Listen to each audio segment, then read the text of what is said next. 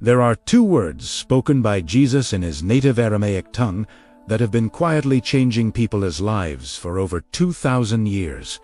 These aren't concepts or metaphors, they are sonic keys, actual vibrations that your nervous system responds to, whether you believe in them or not. One of them appears in the Gospel of Mark, in a moment of healing so precise that the author refused to translate it. He preserved the original Aramaic word exactly as it was spoken. The other is a declaration so powerful that mystics, healers, and contemplatives across centuries kept it as a protected secret. Today, you're going to hear both of them, learn what they mean, how to pronounce them correctly, and how to use them starting today. And by the end of this video, something in you will already have begun to open. The language beneath all Laengosmos people don't realize that the language Jesus actually spoke has never fully disappeared. Aramaic is alive.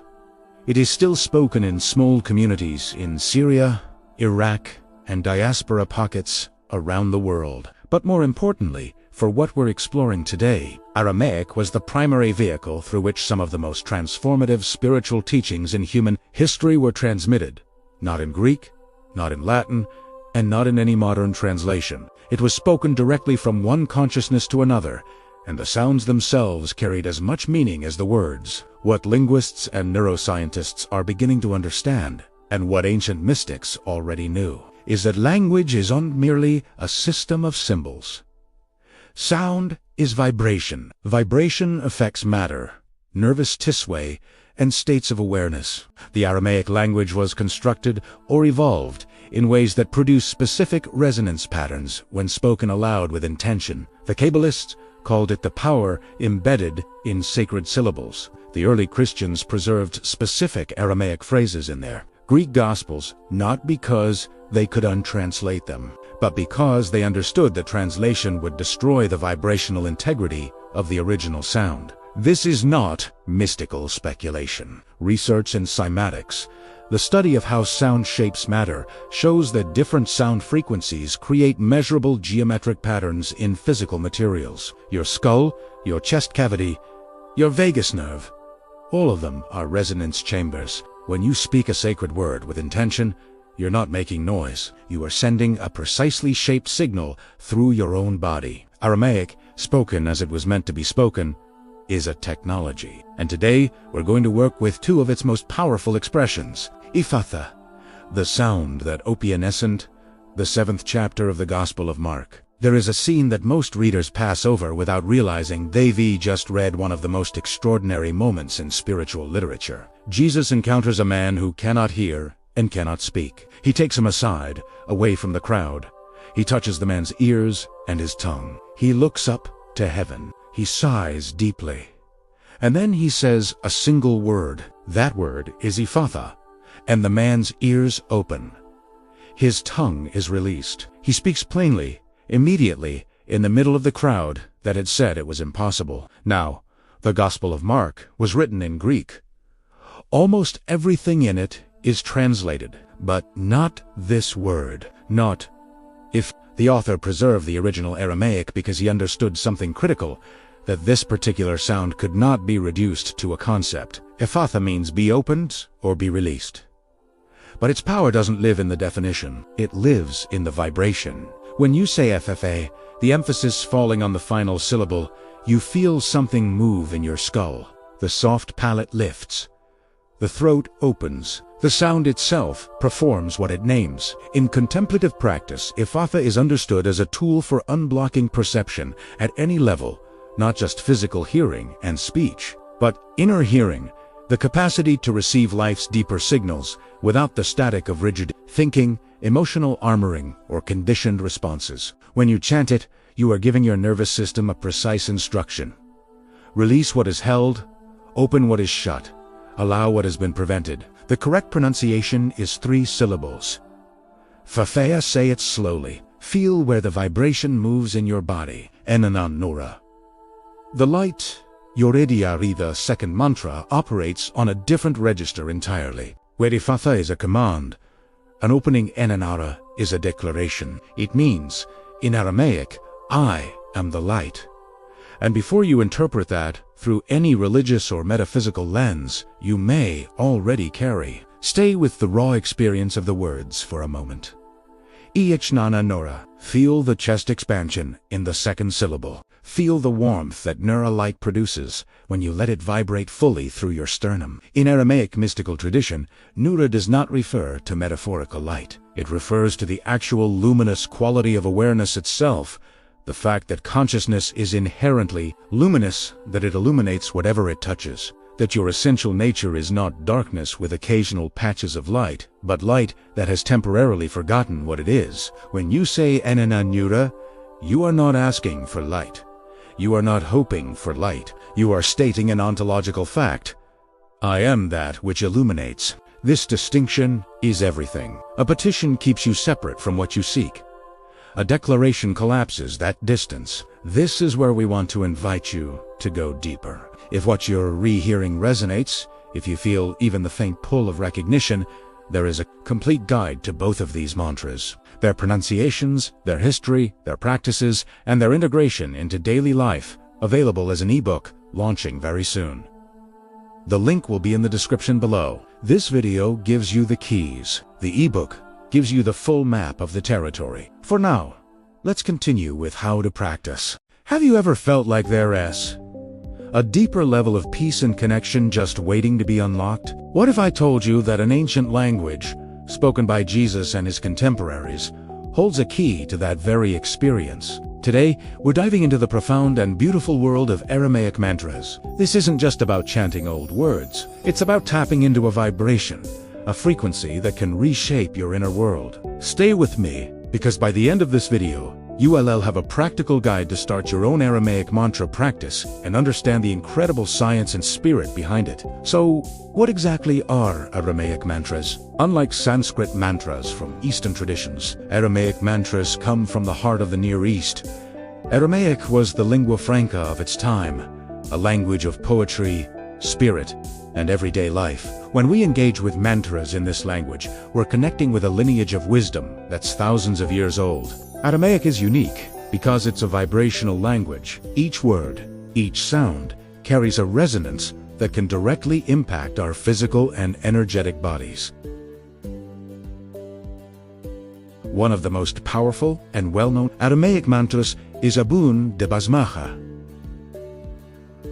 Many people recognize this as the first line of the Lord's Prayer in Aramaic, but it has so much more than a simple translation of Our Father, who art in heaven.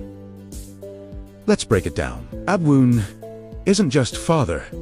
It's a cosmic, universal source, the divine parent, both masculine and feminine. It speaks to the origin of all creation, the birthing of the cosmos. D'bashmaya doesn't just mean in heaven.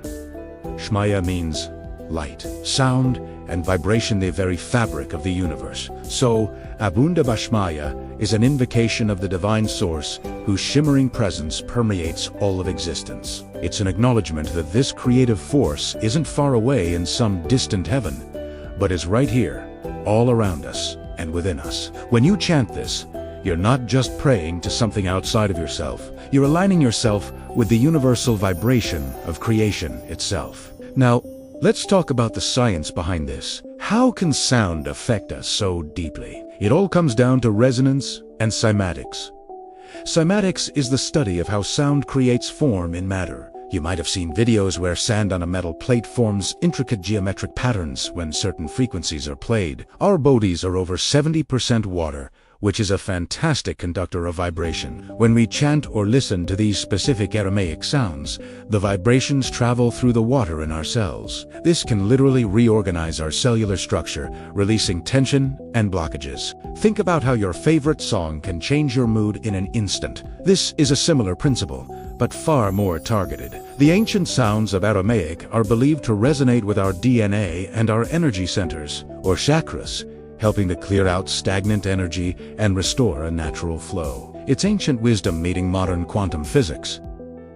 So, how do you actually practice this? It's simpler than you might think. First, find a quiet space where you won't be disturbed. You can sit comfortably on a chair with your feet flat on the floor or on a cushion on the ground. The key is to have a straight but relaxed spine. This allows energy to flow freely. Start by taking a few deep, conscious breaths. Inhale through your nose and exhale slowly through your mouth. This helps to quiet your mind and signal to your body that it's time to relax. Next, choose your mantra. We'll stick with Abun D'bashmaya for this example. You can find recordings online to get the pronunciation right, but don't stress about perfection. The intention behind the sound is what matters most. Close your eyes and begin to chant the phrase either out loud or internally. As you say Abun, feel the sound resonating deep in your chest and belly. It's a grounding, earthy sound. Then, as you move to D'bashmaya, let the sound rise into your head and even feel it extending out from the crown of your head. Feel the vibration. Notice where you feel it in your body. Does it tingle? Is it warm? Just observe, without judgment. Try chanting for about 5 to 10 minutes to start. You can set a gentle timer. When you're done, don't just jump up and carry on with your day. Sit in silence for a few moments. This is where the integration happens. Notice how you feel. Are you calmer? Is your mind quieter? Do you feel more centered? This post-mantra silence is just as important as the chanting itself. It's like letting the ripples from a stone thrown in a pond settle. This is where the healing and realignment truly take root. Let's explore another beautiful Aramaic phrase, Schlama.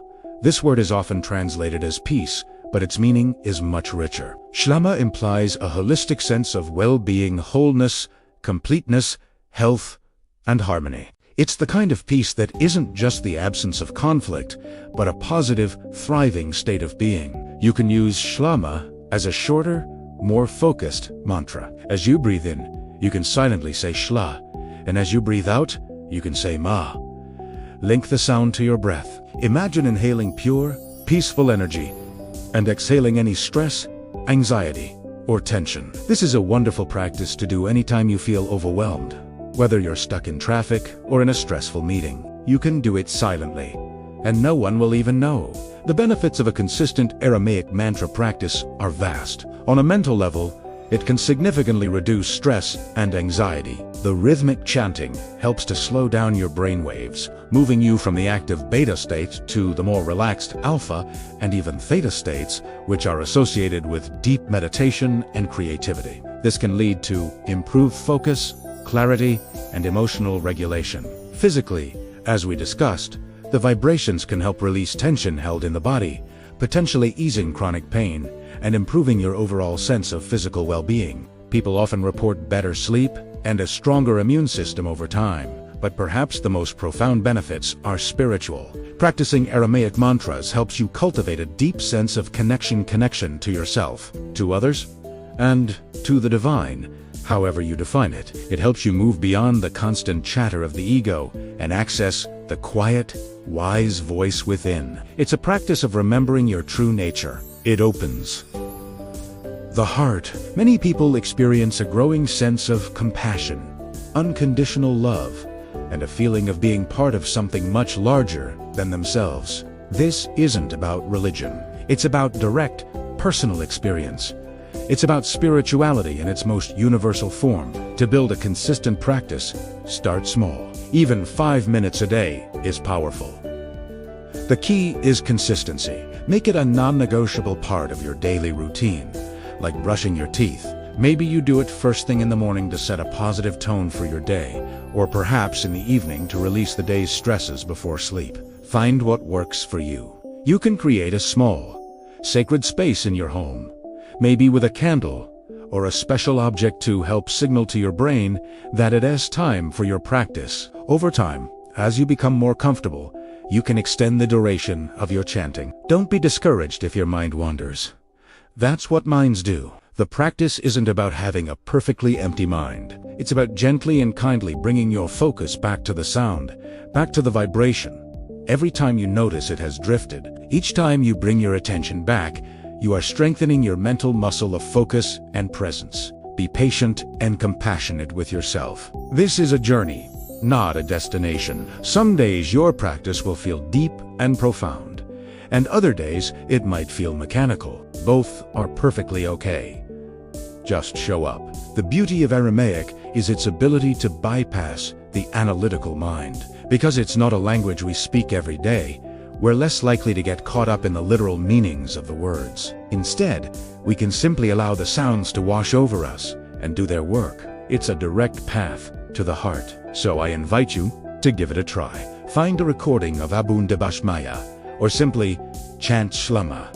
Experience it for yourself. Feel the ancient resonance, the deep peace, and the profound connection that these sacred sounds offer. This is a gift from the past, a tool for the present, and a bridge to a more harmonious future for yourself and for the world. Thank you so much for joining me on this exploration today. I hope you feel inspired to begin your own journey with these powerful sounds. If you found this video helpful, please give it a thumbs up and consider subscribing for more content on ancient wisdom for modern living. I'd love to hear about your experiences in the comments below.